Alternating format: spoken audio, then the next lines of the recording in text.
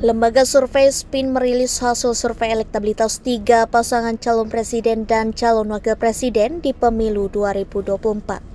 Hasilnya, pasangan Prabowo Subianto dengan Gibran Rakabuming unggul dari pasangan Ganjar Pranowo dengan Mahfud MD dan Anies Baswedan dengan Muhaimin Iskandar.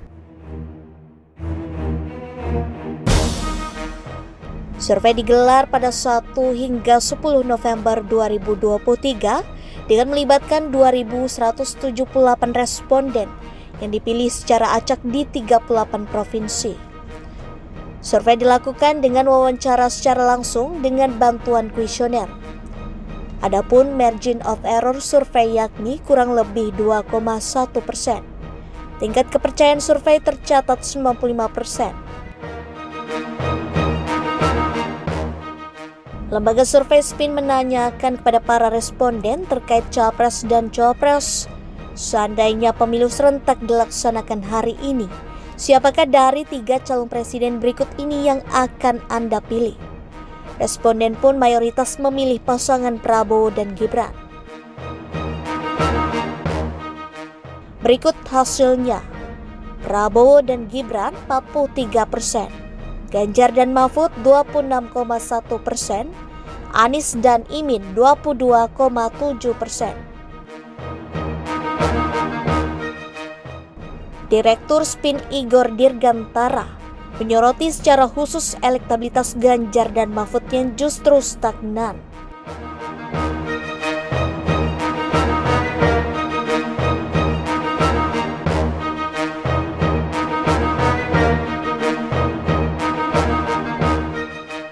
Igor menyebut Ganjar dan Mahfud juga berpotensi disalip oleh Anies dan Muhaimin.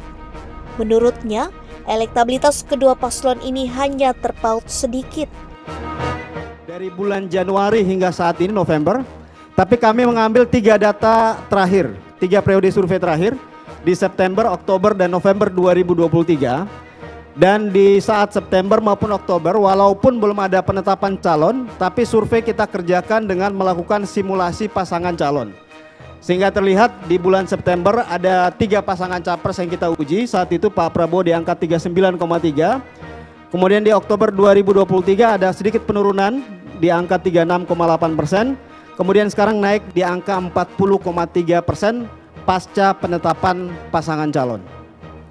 Kemudian Pak Ganjar kita lihat angkanya dari September 36,9%, di Oktober di angka 35,3%, sekarang turun jauh ya. Turun jauh hanya di angka 28,6%. Kemudian Anies Gus Muhaimin di saat September kita lakukan survei, dan saat survei ini kita rilis memang waktu itu sempat banyak komplain dari timnya Anies maupun Caimin ya. Tapi sekarang kita lihat trennya mengalami kenaikan ya. Dari 15% di September 2023, kemudian naik di angka 17,2%, lalu naik lagi di angka 20,3%. Sementara mereka yang belum memutuskan atau masih swing, ini angkanya relatif stabil ya. Di September 8,8%, di Oktober 10,7%, kemudian naik lagi di November di angka 10,8%.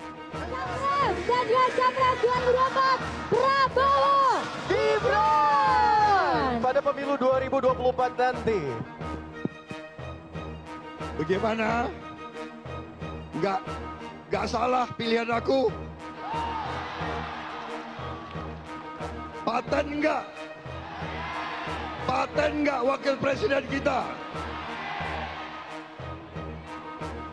Terlalu muda enggak? Gue terlalu tua enggak? Baik.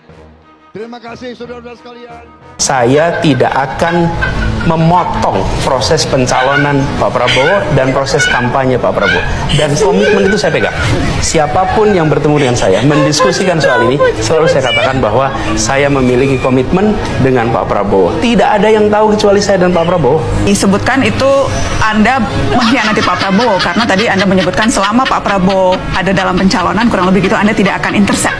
Ya. Itu ada timeline dan waktunya ada expiration time-nya kah ketika Anda menyebutkan komitmen itu? Iya, kalau ini saya ditawarin makan, nggak mau makan, saya kenyang. Apa kemudian seumur hidup saya kenyang? Ya pada saat ini, saya katakan saya kenyang. Itu kira-kira, ya, analogi aja. Pak Gubernur gagal, maka saya mengakui Pak Ganjar yang kurang apa dari Jawa Tengah? Kemiskinan saya masih sedih. Brebes itu masih luar biasa miskinnya. Apakah kita tidak bisa mendorong? Berarti Anda gagal? Iya, saya gagal. Saya gagal. Kalau kemiskinan itu menjadi nilai nomor 1 dan itu membuat seorang gubernur tidak layak, izinkan saya nggak mencalonkan lagi. Kalau saya nonton film porno itu salah saya di mana? Coba, saya dewasa. Nggak salah saya di mana kalau saya nonton gambar porno, film porno. Wong saya suka kok.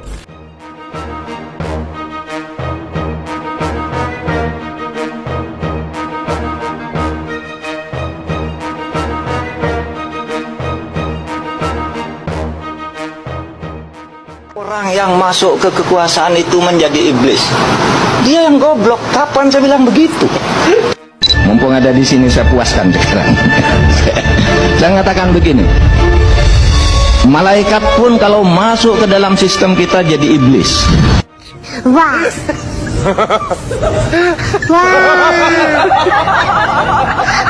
Keliru yaitu kalau diberi PKB sekarang, PKB-nya itu yang diambil Muhaimin Iskandar dicuri.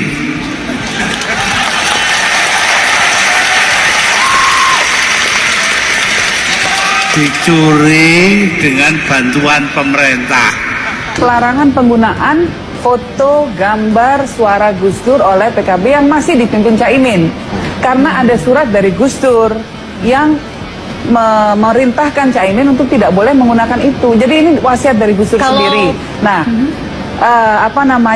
kalau PKB-nya sudah tidak dipimpin oleh Pak Muhaimin Iskandar sudah boleh. Gitu. Jadi ini, ini wasiat ini tertulis. Dan ini banyak yang orang tidak tahu ya. Ini banyak orang yang nggak tahu. Dipikir kita cuma sekedar melarang-melarang, tidak. Kita nggak melarang-melarang. Kita tahu bahwa Gus Dur itu aset bangsa. Gus Dur aset bangsa, siapapun memakai boleh.